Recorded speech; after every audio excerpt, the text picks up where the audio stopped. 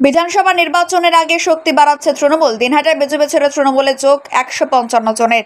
লক্ষ্য 2026 সালের বিধানসভা নির্বাচন। তার আগে উত্তরবঙ্গের রাজনৈতিক সমীকরণে বড়সড় পালাবদল। আজ দিনহাটা বিধানসভা কেন্দ্রে নয়ারহাট অঞ্চলের নন্দিনা বুথে বিজেপি ছেড়ে তৃণমূল কংগ্রেসে যোগ দিলেন 43টি পরিবারের মোট 155 জন সদস্য। এই যোগদান অনুষ্ঠানে উপস্থিত ছিলেন রাজ্যের উত্তরবঙ্গ উন্নয়ন মন্ত্রী উদয়ন গুহ এবং দিনহাটা 2 নম্বর ব্লক তৃণমূল কংগ্রেসের সভাপতি দীপক কুমার ভট্টাচার্য।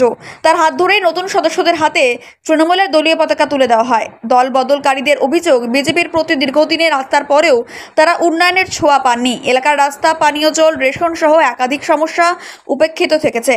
তাই একযোগে তারা শাসক দলের উপর ভরসা রাখার সিদ্ধান্ত নেয়। ব্লক সভাপতি দীপক কুমার ভট্টাচার্য বলেন, মানুষ উন্নয়ন চায়। তৃণমূল কংগ্রেস মানুষের জন্য কাজ করে বলেই আজ এত সংখ্যক পরিবার আমাদের সঙ্গে আসছেন। 2026-এর আগে এটা শুধু শুরু। দিনহাটার তৃণমূল আরও শক্তিশালী হবে। স্থানীয় নেতৃত্বের দাবি, আগামী দিনে আরও বহু বিজেপি কর্মী তৃণমূলে যোগদান দেবেন। আপনার বাইক কেনার স্বপ্ন এবার হবে পূরণ, কারণ আমান হোন্ডা নিয়ে এসেছে একেবারে স্বল্প ডাউন পেমেন্টে বাইক বা স্কুটার কেনার সুবর্ণ সুযোগ। বিনা অ্যাকাউন্ট, লো সিভিল, ন্যূনতম ডকুমেন্টে আজই নিয়ে যান স্বপ্নের বাইক আপনার বাড়িতে। অতিরিক্ত ছাড় পেতে আজই যোগাযোগ করুন বামনহাট আমান হোন্ডা শোরুমে। শর্তাবলী প্রযোজ্য। যোগাযোগ করুন 9002805414।